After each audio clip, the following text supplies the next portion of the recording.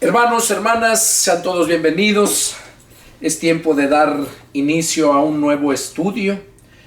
Vamos a ponernos en las manos de Dios y que sea Dios quien nos dé la inteligencia, sabiduría para discernirla y para poderla exponer, y la iglesia cibernética de Jesucristo sea edificada. Y todos aquellos simpatizantes, que Dios los bendiga, y deseo en mi corazón que Dios hable a sus vidas y que estos estudios sirvan para que lleguen a conocer a aquel que conocí yo hace 31 años. Hace 31 años, el 16 de este mes, cumplo los 31 años de servirle al Señor. Bueno, vamos a orar para ponernos en las manos de Dios. Padre Santo, Jehová Dios, Señor y Salvador nuestro. En el nombre de mi Señor Jesucristo, en esta hermosa mañana me dispongo, Padre, a exponer tu palabra, meditar en tu palabra y dar este estudio para que tanto tu iglesia cibernética, Señor, pueda ser edificada, y para que todos aquellos a cuantos tú añadas, Señor, porque tu palabra dice que tú vas añadiendo cada día a todos aquellos que han de ser salvos. Señor, y sé que eso es por medio de tu palabra, que les abres el entendimiento y pueden ellos reconocerte, arrepentirse y confesarte como su Señor de sus vidas. Padre, yo me deposito en tus manos. Habla, úsame, Señor, para tu gloria. En el nombre de mi Señor Jesucristo te lo suplico. Amén. Amén. Gloria a Dios. Bueno, terminamos el estudio número 43 en el Evangelio de San Lucas, capítulo 8, versos 15. Hasta ahí terminamos el estudio 43. Vamos a dar lectura en el verso 16 del Evangelio de Lucas, capítulo 8, verso 16, para continuar con el estudio número 44. Y dice así la palabra del Señor. Dice: nadie que enciende una luz la cubre con una vasija, ni la pone debajo de la cama, sino que la pone en un candelero, para que los que entran vean la luz. Porque nada hay oculto que no haya de ser manifestado, ni escondido que no haya de ser conocido y de salir a luz. Miren pues cómo oyen. Qué tremendo. Miren pues cómo oyen, porque todo el que tiene se le dará, y todo el que no tiene, aun lo que piensa tener, le será quitado. Bueno, aquí estamos viendo cómo el Señor Jesús nos enseña que en esta vida, dice, nadie que enciende una luz la cubre con una vasija, ni la pone debajo de la cama, sino que la pone en un candelero, para que los que entran vean la luz.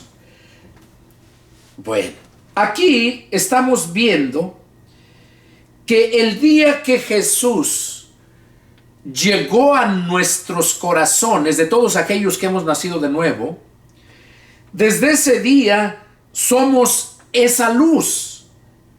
Jesús dijo: ustedes son la luz del mundo. Jesús dijo: yo soy la luz del mundo. Y nosotros, desde el momento que somos la luz del mundo, dice que nadie enciende una luz para ponerla debajo de la cama, sino que la pone en un candelero. Es lo que está diciendo aquí.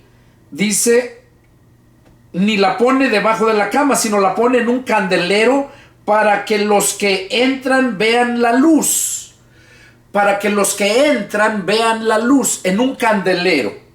Vamos a ver en el libro de Apocalipsis, para poder entender esto. Ahí lo habla bien claro el apóstol Juan. Apocalipsis capítulo 1. Ahí empieza. Dice: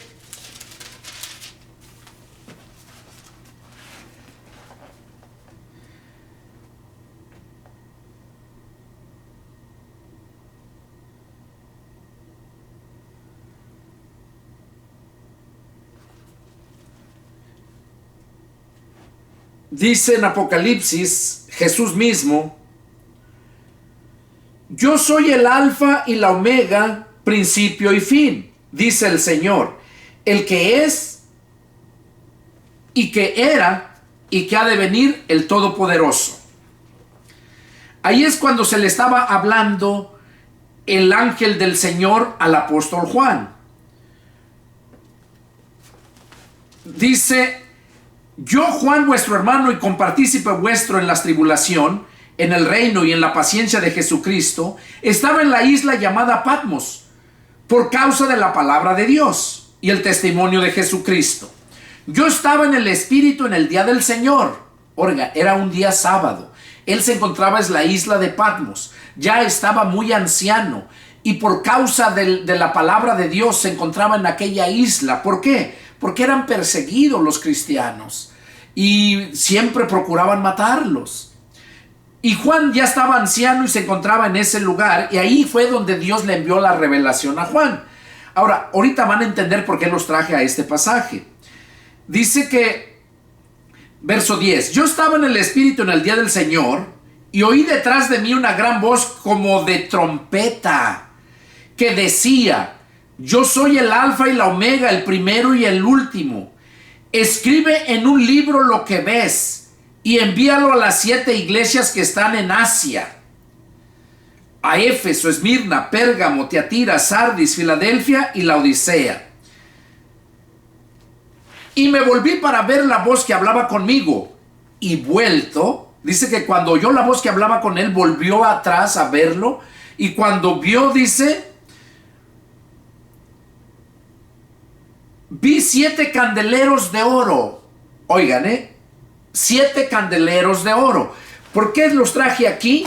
Porque aquí lo que estamos leyendo, dice Jesús: nadie que enciende una luz la cubre con una vasija, ni la pone debajo de la cama, sino que la pone en un candelero, para que los que entran vean la luz. La pone en un candelero. Ahora, por esta razón los traje a este pasaje para poder entender a qué se está refiriendo. Dice el apóstol Juan que le enviara escribiera todo lo que él veía y oía. Dice: escribe en un libro lo que ves y envíalo a las 7 iglesias que están en Asia. Son las 7 iglesias, y ahí menciona ahí cuáles son las 7. Dice: me volví para ver la voz del que hablaba conmigo, y vuelto vi 7 candeleros de oro, y en medio de los 7 candeleros a uno semejante al Hijo del Hombre, vestido de una ropa que llegaba hasta los pies, y ceñido por el pecho con un cinto de oro.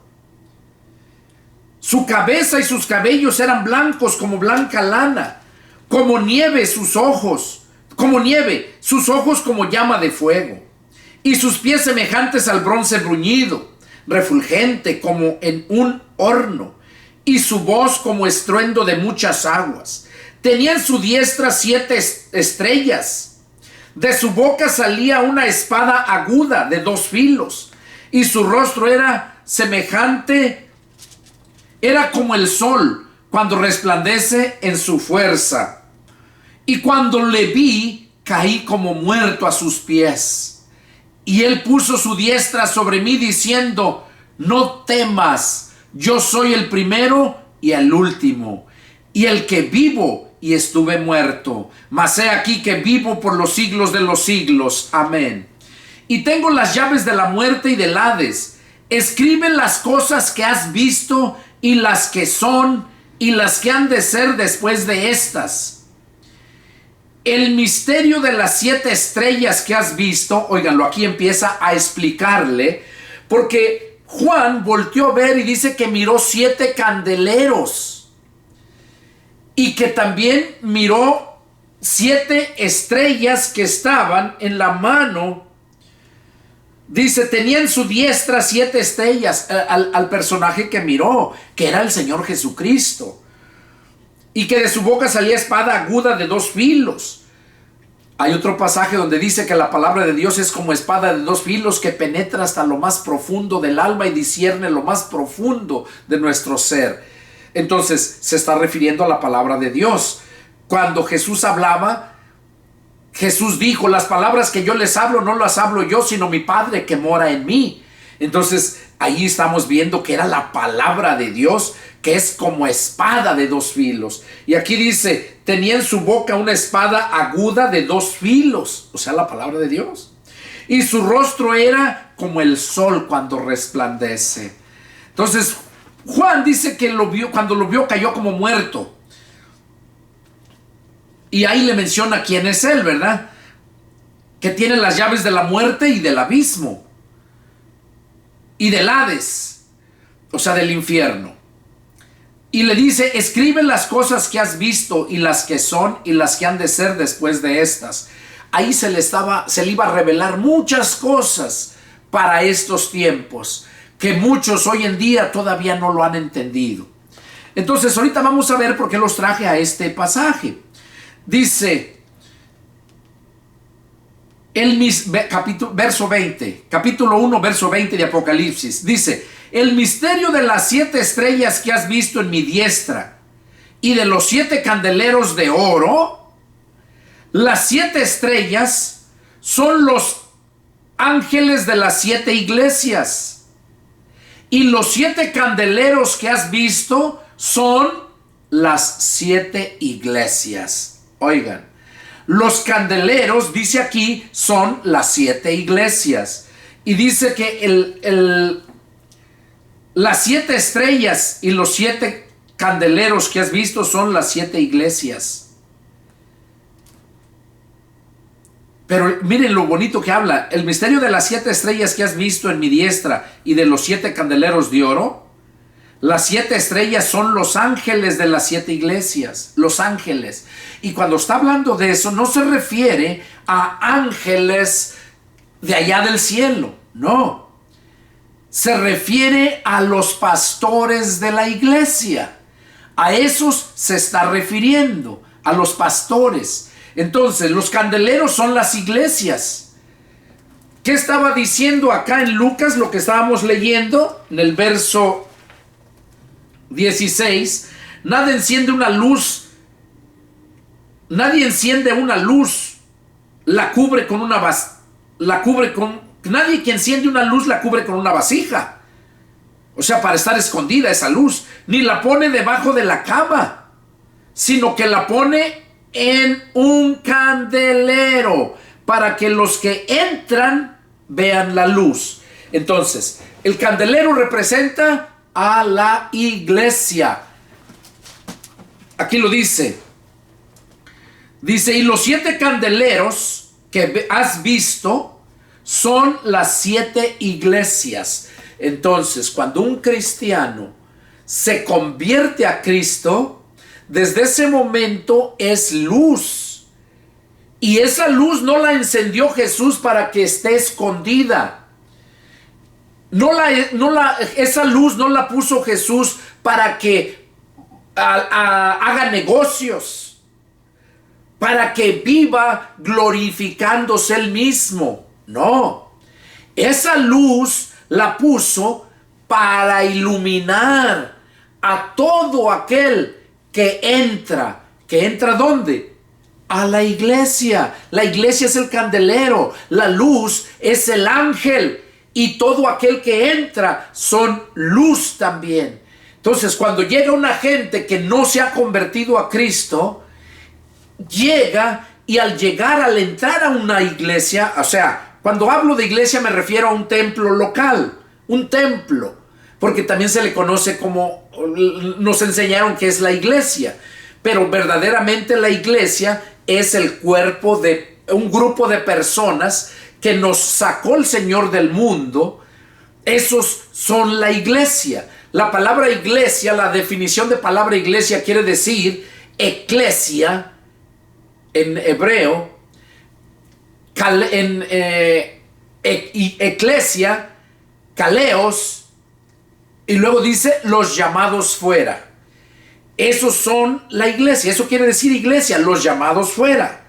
Por eso Jesús dijo de sus apóstoles, les dijo, están en el mundo, mas no son del mundo. Yo los he sacado del mundo, por eso el mundo los va a aborrecer.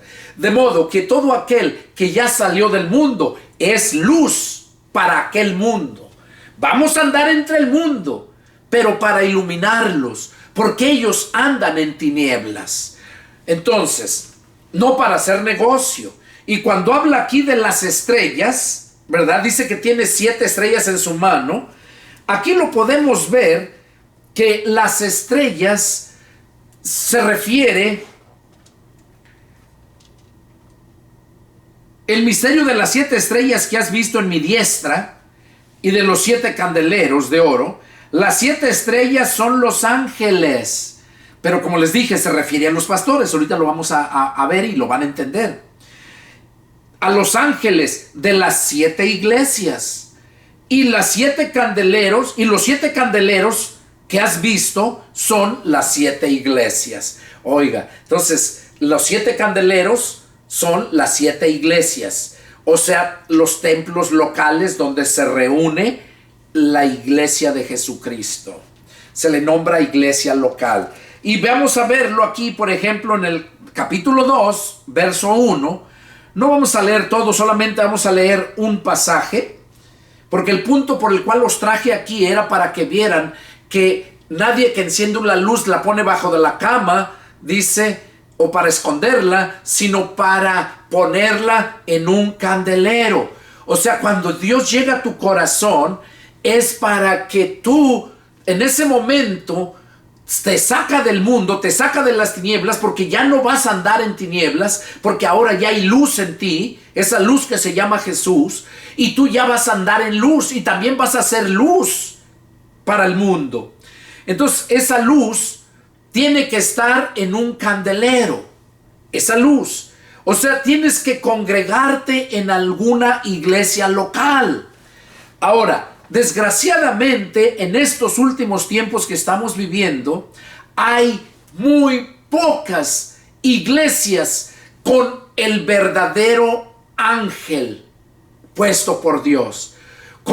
Hay muy pocas iglesias con esa estrella, como dijo Jesús, que estaban 7 estrellas en su mano, que representan a las 7 iglesias de Asia que estamos viendo. Pero ahorita tiene mucho más de 7 iglesias, 7 estrellas en su mano. Tiene muchísimas que él llamó. Eso lo miramos allá en Efesios capítulo 4, verso 11 y 12, donde dice que el Señor mismo constituyó a unos apóstoles, profetas, evangelistas, pastores. Oiga, pastores. Es el siervo fiel y prudente que Dios pone sobre su casa para que dé el alimento a tiempo. Y cuando habla de casa se refiere al templo, a la gente que se congrega en el templo para que reciba ese alimento.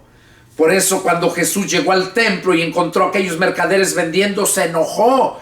Y él dijo, escrito está, la casa de mi padre será llamada casa de oración, y ustedes la han vuelto cueva de ladrones. Entonces, el templo local se le conoce como casa de Dios. Y la gente que se reúne dentro es la iglesia local. Y en esa iglesia local, que representa al candelero, ¿verdad? En el edificio, representa ese candelero que está en esa iglesia para dar luz, para iluminar a todo aquel que entra. Fue lo que leímos en Lucas. Nomás vamos a leer aquí en el capítulo 2, verso 1, a una iglesia, porque son 7 iglesias, para que se den cuenta que lo que les dije yo, que cuando habla del ángel, se está refiriendo al pastor de la iglesia. Porque el ángel, la misión de los ángeles son ser mensajeros. Hay 4 rangos en el cielo: ángeles, arcángeles, serafines y querubines. Los ángeles son los mensajeros y su líder es el ángel Gabriel. Hay arcángeles que son los guerreros y su líder es el arcángel Miguel. Están los serafines, que quiere decir amor ardiente. Serafines.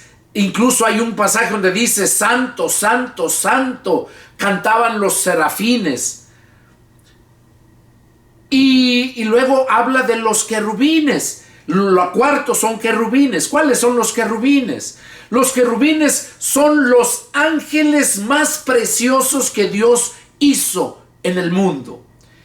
Y el líder de ellos era, por desgracia, Satanás.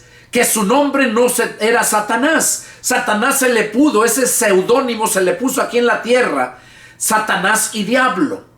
Porque la palabra Satanás quiere decir difamador y la palabra diablo quiere decir opositor. Por esa razón se le conoce como diablo y Satanás. También se le conoce como la serpiente antigua. ¿Por qué? Porque fue el instrumento que el diablo usó para engañar a la mujer, para introducir el pecado al mundo. Y tiene muchos seudónimos el Satanás, pero él era el querubín más precioso. Por esta razón es que fue lanzado a la tierra porque se quiso creer más que Dios. El querubín. Entonces, ángeles, arcángeles, serafines y querubines. Los serafines no tienen líder, todos son igual. Adorando siempre a Dios. Por eso la palabra, el significado de serafín es amor ardiente. Ahora, entonces ya conocemos eso. Y aquí habla de los 7 ángeles de las iglesias. Las 7 estrellas de su mano son 7 ángeles. Y se refiere a los 7 pastores. Y vamos a leerlo aquí en el capítulo 2, verso 1. Le dice: escribe al ángel de la iglesia en Éfeso, el que tiene los 7 estrellas en su diestra. Oiga, se está refiriendo en la visión que él miró, cuando miró al personaje de vestiduras blancas, cabello como el sol y su rostro y todo. Y se paseaba entre los 7 candeleros. Y dice que en su mano, en su diestra tenía 7 estrellas. Aquí le vuelve a repetir. Dice: escribe al ángel de la iglesia en Éfeso, el que tiene las 7 estrellas en su diestra, el que anda en medio de los 7 candeleros. Oiga, el que anda en medio de los 7 candeleros. Cuando nosotros nos reunimos, nos congregamos en una iglesia, en un templo local, si el líder que está ahí es un ángel del Señor que puso ahí, o es el siervo fiel y prudente, el cual el Señor puso sobre su casa para que les dé el alimento a tiempo, de acuerdo a Mateo 24:45, ahí lo habla. Entonces, ese es el que va a dar el alimento. ¿Por qué? Porque es el mensajero, es el que da el mensaje. El mensaje es lo que necesitamos para vivir. Por eso Jesús dijo: no solamente de pan vivirá el hombre, lo que le dijo al diablo cuando lo tentó, después de que fue bautizado Jesús, cuando le dijo: si tienes hambre, diles a estas piedras que se conviertan en pan para que comas. Entonces fue cuando Jesús le dijo: apártate de mí, Satanás, porque escrito está porque escrito está que no solamente de pan vivirá el hombre, sino de toda palabra que sale de la boca de Dios. Esos son los mensajes. Ahorita esto que estoy dando es estudio, es parafraseando el Nuevo Testamento para que lo entiendas. También lleva mensaje, pero no es un mensaje al igual cuando estoy predicando. Que por cierto, miro que les gusta más estos estudios que las predicaciones. Pero les aconsejo que escuchen las predicaciones, porque en la predicación es el mensaje que Dios habla, pone en mi corazón. Mi corazón es la mente, acuérdense. Dios pone en mi mente cuando yo me pongo a orar y luego me pongo a leer, y es cuando, como les dije, cuando tú oras, hablas con Dios. Cuando lees la Biblia, Dios habla a ti. Entonces, yo no creo en aquellos pastores que llegan y solamente se paran, abren la Biblia y ya, lo que caiga, y ahí empiezan a predicar. No, para eso tiene uno que orar a Dios, y después de orar te pones a meditar en la palabra, y allí es cuando sientes, cuando Dios te pone: esto es lo que quiero que prediques. Porque la Biblia dice que Dios pone en el corazón del hombre tanto el querer como el hacer. Si Él quiere que yo predique algo, Él me lo pone en mi corazón aquí y me lo muestra en la Escritura. Entonces, por esa razón seguimos. Dice, el que tiene las 7 estrellas en su diestra, el que anda en medio de los 7 candeleros de oro, dice esto: yo conozco tus obras y tu arduo trabajo y paciencia, y que no puedes soportar a los malos, y has probado a los que se dicen ser apóstoles y no lo son. Oiga, desde aquel tiempo ya había la apostolitis, ya había aquellos que se decían ser apóstoles pero no eran. Aquí le estaba, y este ángel de la iglesia de Éfeso ya los había descubierto. A lo que estoy entendiendo yo aquí, le dijo Jesús: conozco tus obras, o sea, todo lo que tú haces lo conozco. Tu arduo trabajo, arduo quiere decir, trabajas duro en mi obra y tienes paciencia y no puedes soportar a los malos. O sea, te indignas cuando ves la maldad y la injusticia. Entonces, el Jesús lo está mirando y dice, y has probado los que se dicen ser apóstoles y no lo son. Y los has hallado mentirosos. Oiga, lo que yo siempre les he dicho. Apóstoles nomás fueron 12 con Pablo. Judas no fue apóstol, ni Matías, que escogieron después de que murió de que murió Judas, que se ahorcó. Después de que murió, los apóstoles escogieron a otro, a Matías y a otro, no recuerdo el nombre. Pero escogieron a Matías porque le dijeron, dinos, Señor, ¿a cuál de estos dos escoges para que cubra el lugar de aquel? Y echaron suertes y cayó en Matías. Pero ahí no era Dios quien los estaba poniendo, eran ellos. Porque el que Dios puso fue el apóstol Pablo. Allá en Hechos lo miramos, Hechos capítulo 9, cuando Pablo fue convertido a Cristo. Entonces, aquí vemos que le dijo el Señor, conozco tus obras y tu arduo trabajo, has probado los que se dicen ser apóstoles y no lo son, los has hallado mentirosos. Y has sufrido, y has tenido paciencia, y has trabajado arduamente por amor de mi nombre. O sea, has trabajado arduamente por amor de mi nombre, y no has desmayado. Oiga, cuántas cosas tenía a su favor este siervo de la iglesia de Éfeso. Oiga, qué bonito. Pero mire cuál es el punto, porque Dios le dijo a Juan que lo escribiera y le mandara esa carta a él. Y hoy te puede estar hablando a ti si eres un pastor que estás mirando estos estudios.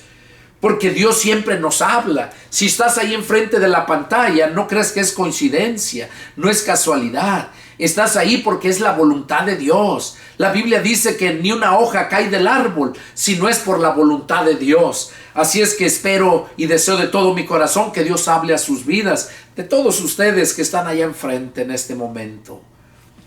Sigue diciendo, y dice al terminar el verso 3, capítulo 2, verso 3 de Apocalipsis, dice, y no has desmayado, pero tengo contra ti. Oiga, ahí le encontró algo en contra. Tengo contra ti que has dejado tu primer amor. Has dejado tu primer amor.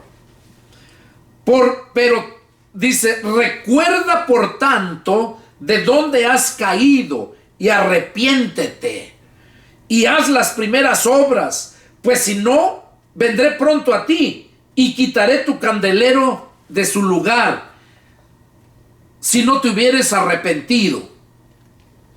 Oiga, ¿qué le estaba diciendo el Señor por medio de esa carta que le iba a mandar Juan a esa iglesia?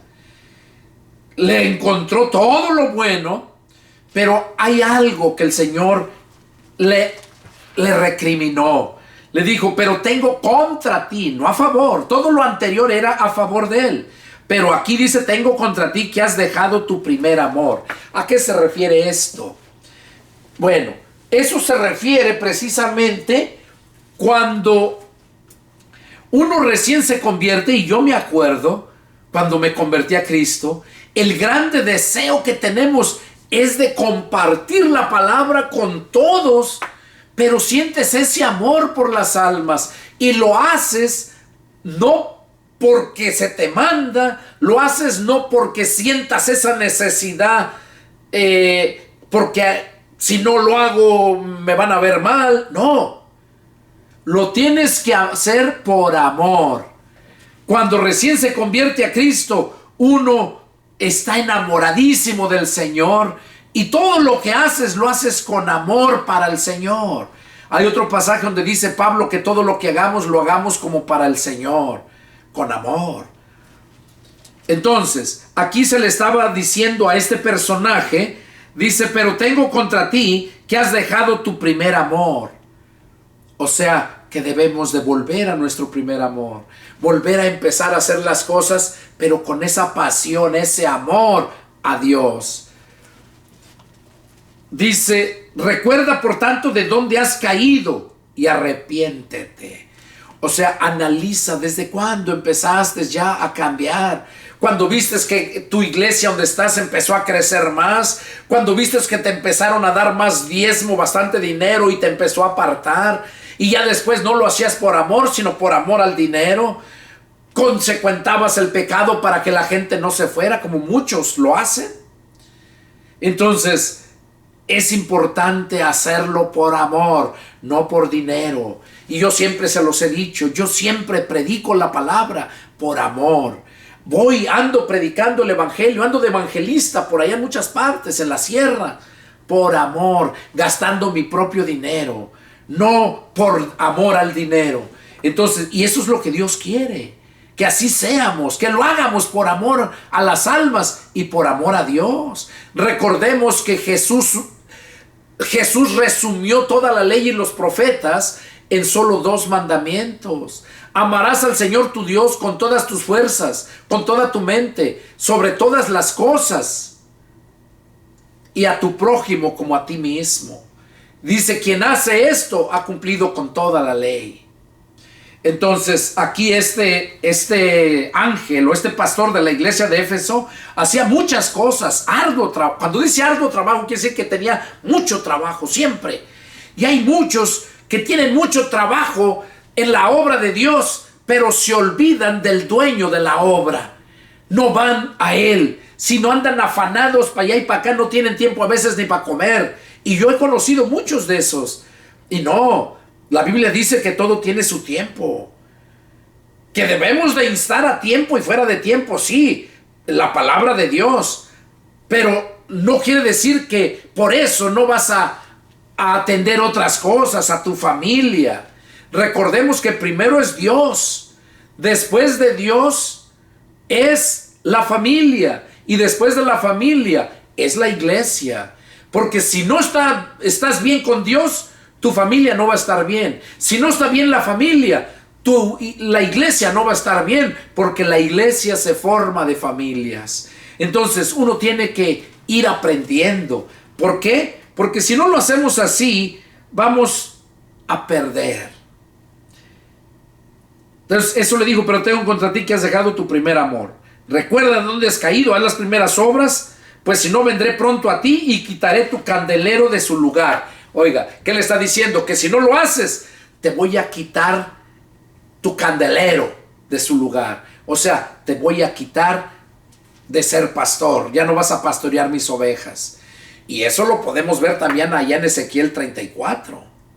En Ezequiel 34 es profecía contra los pastores, donde dice que Dios mismo va a pastorearlos y ya sus ovejas no van a ser alimento para esos lobos rapaces, como los hay hoy en día, que se han enriquecido de la lana de las ovejas, o sea, del dinero de las personas. La palabra lana representa en México dinero. Cuando dice, oye, préstame, no, pues no tengo lana. No es porque sea borrego, se refiere a dinero. Y las ovejas que dan la lana, la venden y adquieren dinero, los dueños de las ovejas.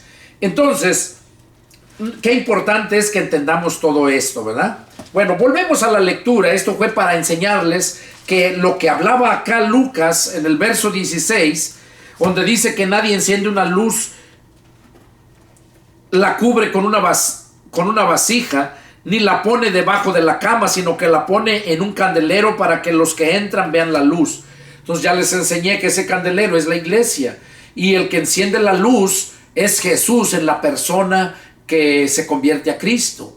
Y el verdadero siervo de Dios es la estrella que tiene en su diestra, la cual la pone para que alumbre en la iglesia. Entonces ya vimos esto y es algo muy bonito, yo me gozo. Y por eso dice en el verso 17, porque no hay nada oculto que no se haya de ser manifestado, ni escondido, que no haya de ser conocido y de salir a la luz. O sea que todo lo que hacemos, no hay nada oculto, todo va a salir a la luz. Dice la escritura que ante Jesús estamos desnudos, no hay nada oculto. Recordemos cómo los apóstoles o los religiosos que lo seguían, cómo entre ellos pensaban, y Jesús sabía los pensamientos que tenían. Imagínense, sabía lo que estaban pensando. Entonces no hay nada oculto ante el Señor. Y eso nos debe de motivar a ser transparentes, a luchar. Sé que no es fácil, pero con el poder del Espíritu Santo sí lo podemos. Por eso Pablo decía, todo lo puedo en Cristo que me fortalece. Filipenses 4:13. Y luego dice el verso 18, miren pues cómo oyen, porque todo el que tiene se le dará, y todo el que no tiene, aún lo que piensa tener se le quitará. Miren cómo oyen. O sea, ¿qué es lo que están oyendo ahorita de esto que estoy enseñando? Vimos que aquel hombre ya no lo hacía por amor a Dios ni a las almas. Hacía muchas cosas, mucho trabajo, pero sin amor, ¿verdad? Entonces muchas veces por amor al dinero. Y dice, miren pues cómo oyen. Dice que todo el que tiene, se le va a dar más. Cuando tú vives en obediencia a la palabra, lo que tienes, Dios te lo va a multiplicar. Así como aquellos peces y aquellos panes en el desierto. Cómo alimentó varias gente con esos panes. Así como la viuda de Sarepta. Vemos cómo le multiplicó el pan a la mujer y el aceite para alimentar a Elías cuando le dijo. O sea, Dios no ha cambiado. Con lo que tú tienes, de allí va a fluir la bendición. Dios te lo va a multiplicar. Por eso dice aquí, miren cómo oyen. Porque todo el que tiene, se le dará. O sea, se le va a dar más. Si es fiel a la palabra de Dios. Por eso Jesús dijo en otro pasaje, el que dice, si en lo poco me eres fiel, en lo mucho te pondré. Oiga, es promesa del Señor. Y aquí dice, y todo el que no tiene, aún lo que piensa tener se le quitará. Hay muchos que casi no tienen, se convierten a Cristo porque les han predicado un evangelio de prosperidad. Porque piensan que cuando se conviertan a Cristo ahí van a ganar mucho dinero, les va a ir bien, que van a ser siempre bendecidos. Y no, primeramente tienes que pasar por un proceso de madurez. Tienes que ser probado. Y vemos, por ejemplo, un ejemplo bien claro, lo vemos en Abraham. Abraham, que era el padre de la fe, llegó a ser el padre de la fe, cuando Dios le dijo que saliera de su tierra y de su parentela, le dijo, sal de tu tierra y de tu parentela y ve al lugar que yo te mostraré. O sea, le dijo, en el camino yo te lo voy a mostrar. Tierra que fluye leche y miel. ¿Qué hizo Abraham? Salió de Ur de los Caldeos, se fue, vivió en Canaán, o sea, llegó en otro lugar, ahí estuvo tiempo, se llevó a su hijo, a su sobrino, hijo de su hermano, a Lot, y de ahí se fue a Canaán. Él llegó hasta Canaán. Cuando se estableció en Canaán, él, en la tierra que fluye leche y miel, ahí llegó y ahí estuvo. Llegó el momento de la prueba. Dice que hubo una hambruna en todo el lugar, y ahí donde estaba Abraham no había nada. Pero si Dios le dijo que ahí era una tierra que fluía leche y miel, entonces ¿Dios lo engañó? No. Sino que Abraham tenía que ser probado. ¿Y qué hizo Abraham? ¿Qué hizo? Lo que hizo fue que cuando llegó la hambruna, ya no le creyó a Dios que esa tierra fluía leche y miel. Y entonces lo que hizo, que descendió a Egipto. De allá de Canaán descendió a Egipto con su mujer. Y dice la escritura que antes de entrar a Egipto, dice que miró a su mujer y le dijo, ahora veo que eres una mujer hermosa, de hermoso parecer. Dice, cuando entremos a Egipto te van a mirar y van a querer matarme para tenerte a ti. Por amor a Dios, dice, por amor a mi alma, di que somos hermanos. Y así fue como entró y dijo que era su hermana. Ahí pueden leerlo en Génesis, ahí lo habla. Como al empezar la historia de Abraham, cómo entró diciendo que era su hermana. Y Faraón, el rey de Egipto, dice la escritura que él era un hombre temeroso de Dios. Cuando él la tomó, la miró, le dijeron que estaba muy hermosa, se la llevaron y dijo, es su hermana. Entonces Faraón dice, este va a ser mi cuñado. Y se la llevó, y ya que la tuvo allá, el Señor le reveló, ¿qué vas a hacer? Pues esta mujer tiene marido. Y ahí es donde mandó llamar a Abraham, le dice, ¿por qué me has mentido? ¿Por qué has traído maldición? Entonces, o sea, les narro esto para que se den cuenta que no porque te dicen el evangelio de la prosperidad, no porque te vas a convertir a Cristo ahora porque te predicaron bonito y te dijeron que te va a ir bien y todo esto. No, tenemos que ser probados. Abraham fue probado y no pasó la prueba. Entonces tuvo que pasar esa vergüenza ya. La mujer se la chulearon por poco y hasta se la violan. ¿Y todo por qué? Por amor a su misma alma, a su ego, que no lo mataran. Porque no lo hizo ni por dinero, simplemente para que no lo mataran. Hoy en día hay muchos que hasta por dinero lo hacen. Hay mucha perversidad en estos tiempos. Entonces, nosotros debemos de ser fieles al Señor y lo que tengamos, Él nos lo va a multiplicar. Pero si nosotros no tenemos nada y no somos fieles a Dios, ténganlo por seguro que siempre va a andar mendigando esa persona. Y yo conozco muchos que andan sin dinero mendigando. Fueron pastores y ahora están trabajando en otras cosas. Y conozco varios en Estados Unidos y en México. ¿Por qué? Porque no fueron llamados por Dios. Porque su deseo era buscar el dinero. Y por eso dice aquí, bien claro, ¿verdad? Dice, todo el que tiene se le dará. Claro, porque es fiel. Y todo el que no tiene y no es fiel, aún lo que piensa tener, oiga, aún lo que piensa tener, le será quitado. Entonces, esta palabra es clara para que aprendamos y vivamos en obediencia a la palabra. Seguimos. Entonces su madre y sus hermanos vinieron a él, pero no podían llegar hasta él por causa de la multitud. O sea, Jesús salía y se apartaba, tardaba tiempo predicando y no regresaba a su casa. Entonces dice que su madre y sus hermanos vinieron a él, pero no podían llegar hasta él por causa de la multitud. Y se le avisó diciendo, o sea, alguien se le acercó y le dijo, tu madre y tus hermanos están fuera y quieren verte. Él entonces, respondiendo, les dijo, mi madre y mis hermanos son los que oyen la palabra de Dios y la hacen. Oiga, qué precioso, qué bendición.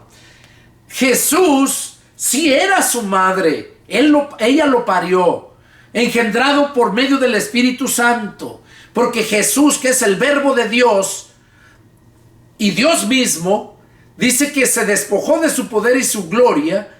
Y en Juan capítulo 1 verso 14 dice, y el verbo se hizo carne y habitó entre nosotros. Jesús, el verbo, se despojó de su poder, de su gloria, y se vino a ser carne semejante a nosotros. Entonces, Jesús aquí les dijo, mi madre y mis hermanos son los que oyen la palabra de Dios y la hacen. Por eso es que nos llamamos hermanos. Ahora, hay un pasaje donde dan los nombres, pero aquí Jesús estaba diciendo que el que hace el que oye la palabra de Dios y la hace, el que obedece la palabra, dice, ese es mi hermano, esa es mi madre, dice, y mis hermanos. Ahora, sí tenía hermanos. Jesús, allí se estaban refiriendo a los hermanos hijos de José y de María, que tuvo 4 hijos, María, de parte de José, después de que nació Jesús. Eso lo vamos a ver más despuesito, donde habla hasta los nombres. Dice, entonces esos son, dice, mi madre y mis hermanos. Una vez miré yo un comentario en la Biblia católica, porque tiene una rayita y luego abajo tiene comentarios según enseñando lo que quiere decir la Biblia. Y donde habla ahí de los hermanos de Jesús, el que está enseñando en esa Biblia católica, se dice hermanos de Jesús, pero en realidad no eran hijos de María, sino se decían hermanos porque creían lo mismo, porque así como se dicen de hermanos hoy en día, pero esa no es la realidad. Yo no le digo de hermano a un testigo de Jehová, a un mormón, a un apostólico, a uno de la luz del mundo, porque son gente religiosa. Esos no son hijos de Dios. ¿Cuáles son los hijos de Dios y hermanos de Jesús? Lo acabo de leer. Dice, mi madre y mis hermanos son los que oyen la palabra de Dios y la hacen. La palabra pura de Dios, fuera de dogmas, fuera de propia interpretación para hacerlo lo que yo pienso que es, sino es lo que es porque la palabra nos lo confirma. Por eso Dios puso en mi corazón hacer estos estudios parafraseando el Nuevo Testamento, porque es la escritura misma la que te va a dar el mensaje, no yo. Yo solamente soy un instrumento para hacer esto. Entonces, por eso decían que eran hermanos, pero no, porque creen que María todavía siguió siendo virgen y que nunca tuvo hermanos, nunca tuvo relación con José. Y pues eso sabemos que es una gran mentira. Bueno, dice, aconteció un día que entró en una barca con sus discípulos y les dijo, pasemos al otro lado del lago. Y partieron. Pero mientras navegaban, él se durmió. O sea, Jesús se durmió mientras iba navegando. Y se desencadenó una tempestad de viento en el barco. Y se anegaban y peligraban. Vino una tempestad, mucha lluvia con viento. Y dice que se anegaban, o sea, se hundía el barco. Sentían que se hundían en la barca, dice. Y peligraban. Y vinieron a él, o sea, fueron a despertarlo. Y lo despertaron diciendo, maestro, maestro, que perecemos. Despertando él, reprendió el viento y a las olas, y cesaron, y se hizo bonanza. Oiga, lo despertaron, Jesús se levanta y mira lo que estaba pasando, y dice que reprendió a las olas, reprendió al viento, y cesaron. Cesar quiere decir parar. Pararon de hacer viento y paró la lluvia. Y se hizo bonanza. O sea, bonanza quiere decir paz, calma, tranquilidad. Todo estuvo tranquilo. Eso es bonanza. Y les dijo, ¿dónde está vuestra fe? Jesús los reprendió porque les dijo, ¿dónde está vuestra fe? Y atemorizados se maravillaban. Dice, atemorizados se maravillaban. Y se decía uno a otros, se decían unos a otros, ¿quién es este que aún a los vientos y a las aguas manda y le obedecen? Oiga, ¿qué podemos deducir de esto que dijeron entre unos a otros? Se decían que nunca habían verdaderamente conocido a Jesús. De hecho, hay una predicación que se titula Los cristianos que no conocen a Jesús. Se las recomiendo. Ahí en YouTube, Pastor Pedro Delgado, o ahí mismo en YouTube, Iglesia Cibernética de Jesucristo. Los cristianos que no conocen a Jesús. Y me acuerdo porque este fue uno de los pasajes que se usó. Y dice que ¿quién es este que aún los vientos y las aguas manda y le obedecen? Así hoy en día hay muchos cristianos que andan predicando de Cristo, pero ellos mismos no lo conocen, nunca lo han conocido. Esos son los que solamente, dice la Escritura, tienen nombre de que viven, pero están muertos. Esos son los que hacen grandes milagros, predican y todo, pero que el Señor les dice: nunca los he conocido. Mateo 7:21. Nunca los he conocido, apártense de mí, hacedores de maldad. Y entonces aquí estos mismos vemos que andaban ahí con Jesús, pero no le creían a Jesús. No, nunca lo conocieron. Por eso se preguntaban: ¿quién es? Si él mismo ya les había dicho quién era. Y vemos también Juan el Bautista. Recordemos cuando Juan el Bautista lo mostró, que dijo: he aquí el Cordero de Dios que quita el pecado del mundo. Ya después, cuando a Juan lo tenían preso, oía de los grandes milagros que andaba haciendo Jesús, y él manda a uno de sus discípulos: vayan y pregúntenle si él es el que había de venir o esperaremos a otro. ¿Qué nos da a entender eso? Que ni Juan el Bautista, que tenía el Espíritu Santo en él, hubo el momento de dudar. No lo reconoció bien cuando antes lo había reconocido bien. Le había dicho que él era el Cordero de Dios que quitaba el pecado del mundo. Y ahí dice, manda a preguntar: pregúntenle si él es. ¿Por qué? Porque muchas veces él, por los golpes que le habían dado, por lo que le esperaba, él sabía lo que le esperaba en la cárcel. Y el temor, ¿verdad? Entonces, por esa razón es que él mismo hizo esa pregunta, ¿verdad?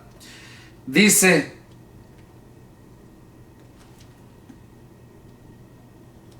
verso 26: y arribaron a la tierra de los Gadarenos, que está en la ribera opuesta a Galilea.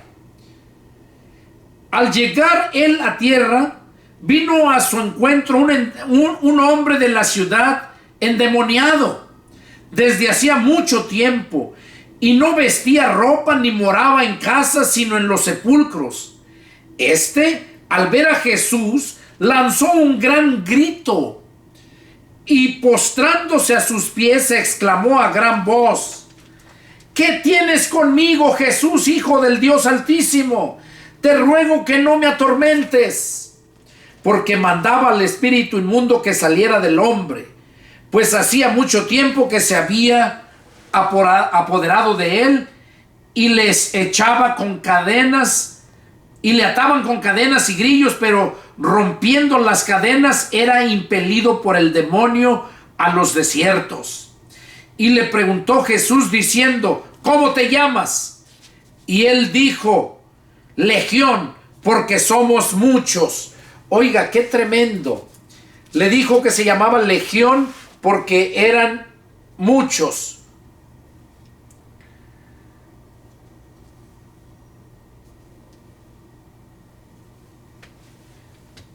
Ok. Dice,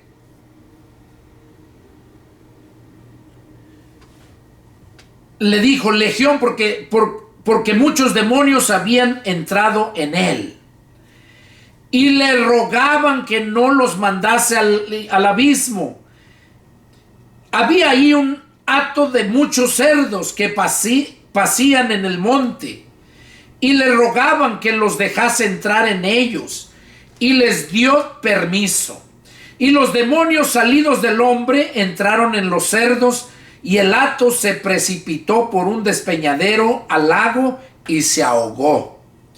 Y los que apacentaban los cerdos, cuando vieron lo que había acontecido, huyeron, y yendo dieron aviso en la ciudad y por los campos, y salieron a ver lo que había sucedido, y vinieron a Jesús, y hallaron al hombre de quien había salido los demonios, sentado a los pies de Jesús, vestido y en su cabal juicio, y tuvieron miedo.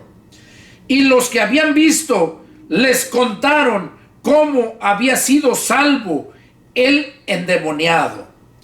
Entonces toda la multitud de la región alrededor de los Gadarenos le rogó que se marchase de ellos, pues tenían gran temor. Y Jesús, entrando en la barca, se volvió. Y el hombre de quien habían salido los demonios le rogaba que le dejase estar con él. Pero Jesús les despidió diciendo: vuélvete a tu casa y cuenta grandes cosas, y cuenta cuán grandes cosas ha hecho Dios contigo. Y él se fue publicando por toda la ciudad grandes cosas que había hecho Jesús con él. Bueno, aquí vemos cómo Jesús llegó a ese lugar, ¿verdad? A Gadara. Cómo llegó Jesús y encontró este hombre que ya estaba endemoniado, tenía mucho tiempo. Y vemos cómo el mismo demonio que estaba dentro de ese hombre, al mirarlo, dice que llegó y se postró ante Jesús porque lo conocía. Le dijo y le llamó por su nombre. Le dijo: ¿qué tienes con nosotros, Jesús? ¿Verdad? ¿Por qué nos atormentas?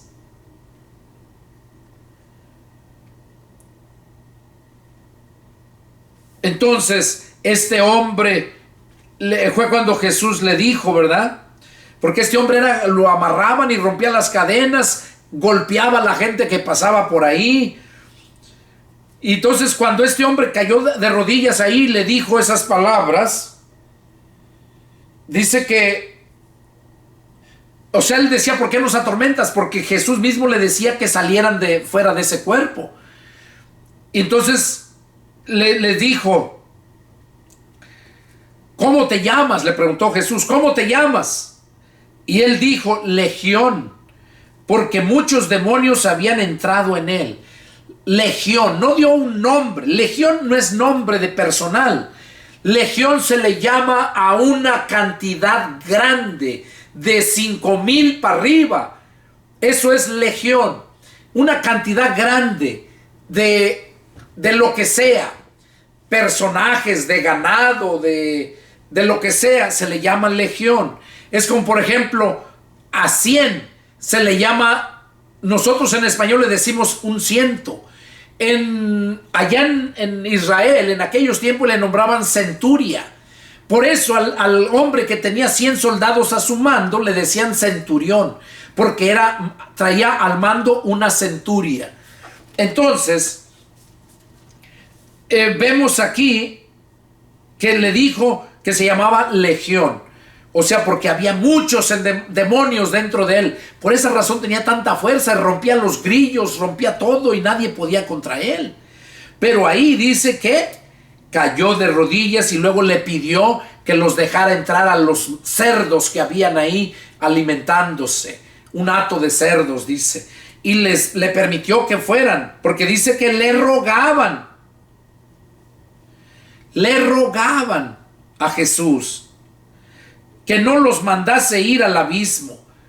O sea, que no los mandase ir al abismo. ¿Dónde es el abismo? Es donde va a ir toda persona, donde el diablo va a ser arrojado al abismo.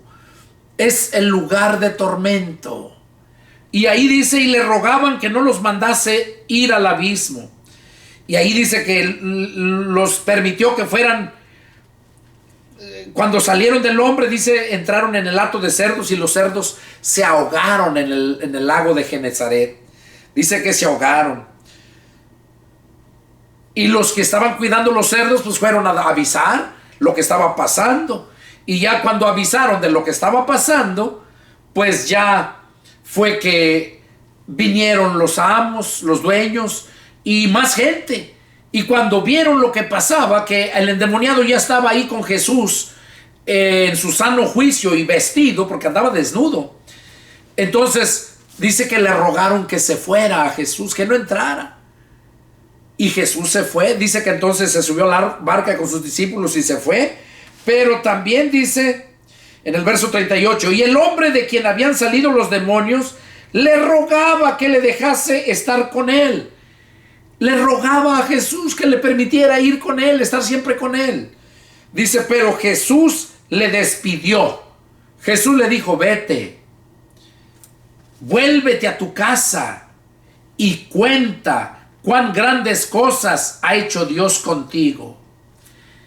Entonces, no permitieron los gadarenos de la región de Gadara, no le permitieron a Jesús entrar a Gadara, pero con el testimonio de este endemoniado que lo había liberado y lo había sanado en su cabal juicio, ese era el testimonio de que en Jesús había liberación, había perdón de pecados, que en Jesús podemos tener poder.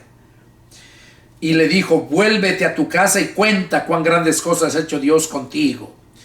Y él dice, ¿cómo se fue? Publicando por toda la ciudad cuán grandes cosas había hecho Jesús con él. Eso nosotros no lo podemos negar.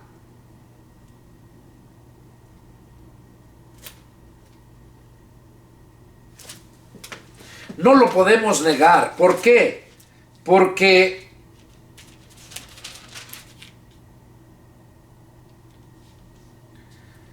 Porque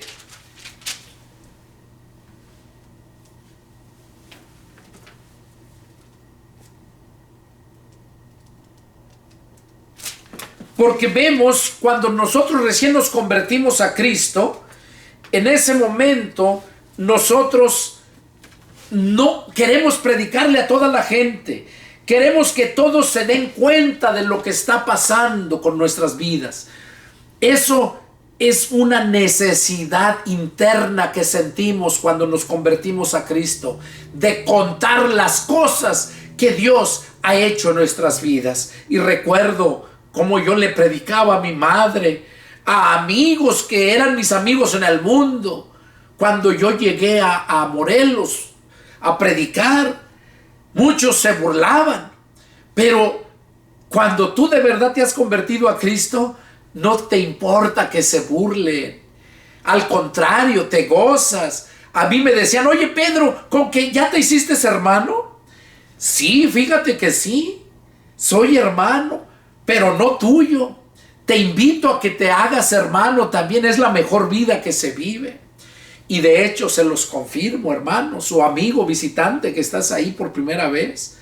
Cuando te conviertes a Cristo, cuando verdaderamente el Espíritu de Cristo entra a tu corazón, en ese momento eres el hombre más feliz de la tierra.